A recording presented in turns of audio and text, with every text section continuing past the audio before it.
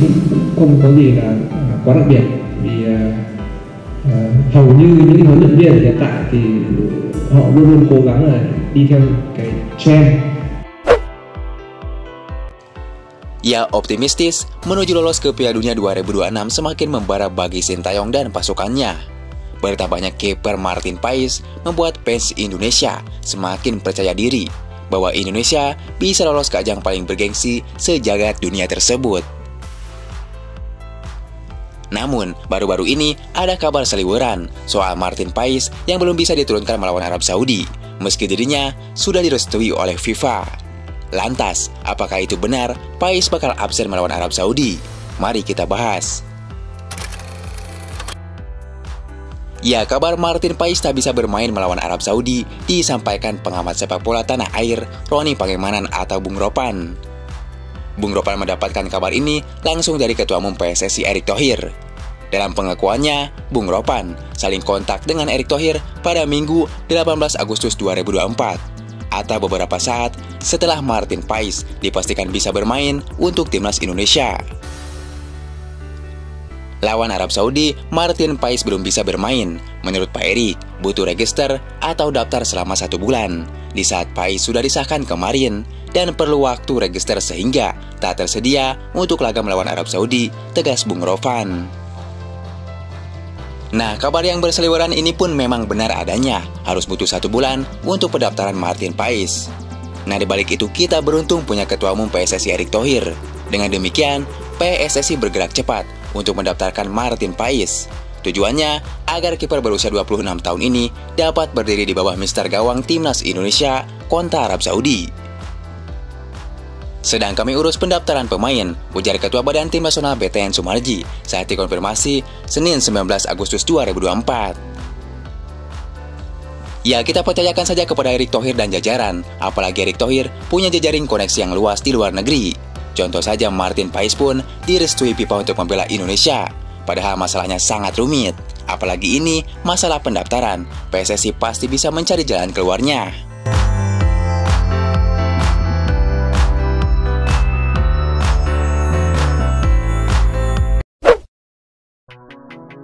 Ya, dibalik itu, timnas Indonesia akan berkumpul pada 31 Agustus 2024. Skuad Garuda bakal bertolak ke Jeddah pada hari berikutnya dan melakoni latihan di hari yang sama. Sementara itu, berbicara seberapa besar Indonesia bisa lolos ke Piala Dunia setelah kedatangan Martin Paes. Ya, setelah lolos di ronde kedua dan saat ini akan bertarung di ronde ketiga, tentu pertarungan di grup C semakin memanas. Indonesia sendiri satu demi satu memperkuat jajaran yang dinahkodai oleh Sintayong, yaitu terus-terusan menambah amunisi baru. Namun satu lagi yang menjadi PR besar bagi Sintayong, yaitu mencari penyerang tajam. Saat ini di pertahanan kita punya kiper Martin Paes di Liga MLS. Kemudian di pertahanan back kita punya Jay Ijes Liga Serie A Italia. Kemudian di lini tengah kita punya Tom Haye dan kawan-kawan. Kemudian di lini depan meski kita punya Ragnar Oratmangun dan Rafael Stroik, ditambah Dimas Derajat. Namun mereka belum bisa seperti Hwang Hee-ken di timnas Korea Selatan atau seperti Ayman Hussein di timnas Irak. Tentu PR besar menciptakan monster di lini depan menjadi kesulitan tersendiri bagi Sintayong.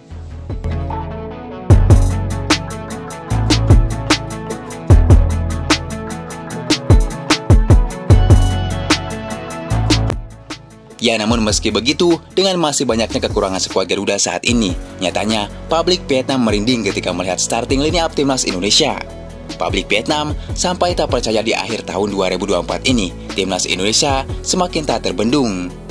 Bagaimana tidak, lihat jajaran para pemain timnas Indonesia saat ini begitu mengerikan. Ada pemain Liga MLS, Liga Serie A Italia, Liga Inggris, hingga liga-liga top Eropa lainnya.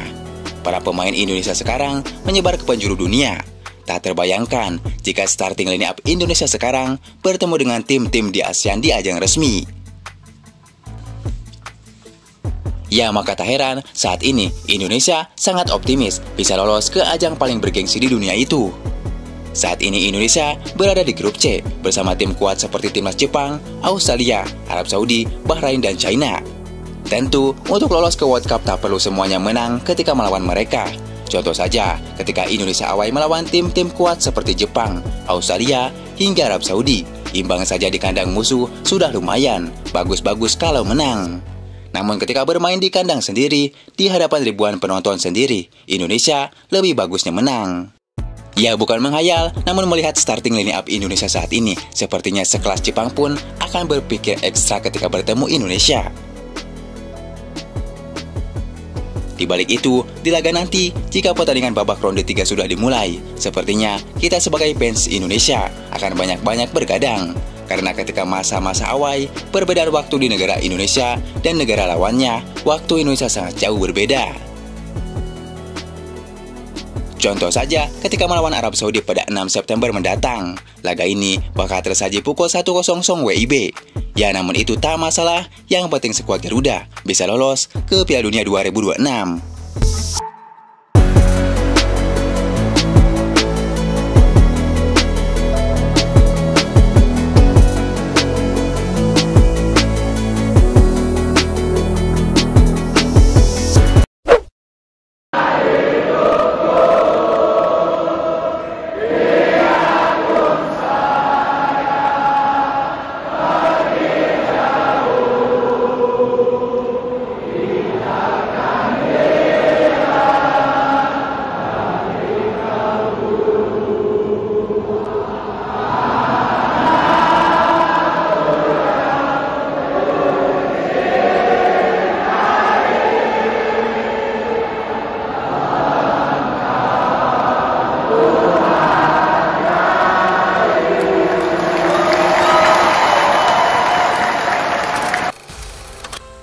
Ya, walau mungkin terkesan terlalu ngehalu, karena bicara realistis, kita bahkan belum juara AFF. Tapi mungkin tidak ada salahnya jika kita berimajinasi liar.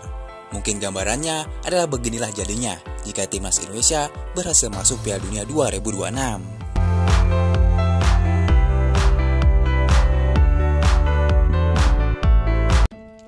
Ya, berbicara peluang timnas Indonesia lolos ke Piala Dunia, tidak ada yang tidak mungkin.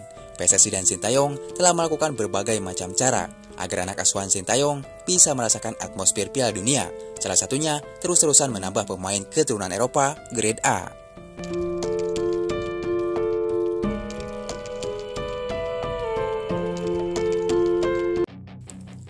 Ya, bagi Indonesia, masuk Piala Dunia bisa diartikan sama dengan 100 kali juara AFF. Bayangkan jika di era Sintayong Indonesia berhasil melangkah ke Piala Dunia 2026. Betapa hebohnya Indonesia di seluruh dunia. Timnas Indonesia akan trending 30 hari 30 malam. Jutaan kolom komentar membanjiri akun resmi FIFA World Cup. Libur nasional untuk memperingati masuknya Indonesia ke Piala Dunia. Pemain-pemain Indonesia diundang ke TV nasional. Tak cuma itu, para pemain timnas Indonesia akan diincar oleh tim-tim raksasa Eropa semacam Manchester United, Manchester City, hingga Real Madrid. Kemudian Liga 1 akan benar-benar menjadi kiblat liga di benua Asia. Tentu, semakin banyak pemain keturunan Indonesia yang memilih membela timnas Indonesia dan membuat Emil Audero menyesal menolak Indonesia.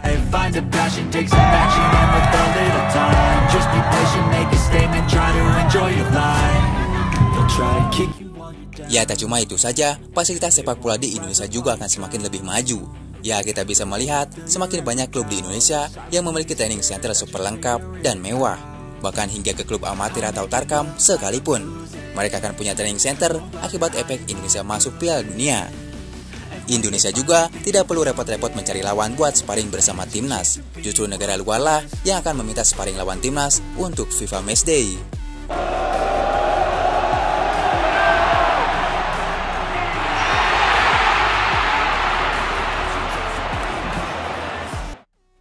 Ya, memang untuk saat ini mungkin rasa itu adalah hal yang sulit untuk lolos ke Piala Dunia. Jika saja berhasil lolos ke ajang paling bergengsi sejagat ini, bisa dibilang suatu keajaiban bagi Indonesia.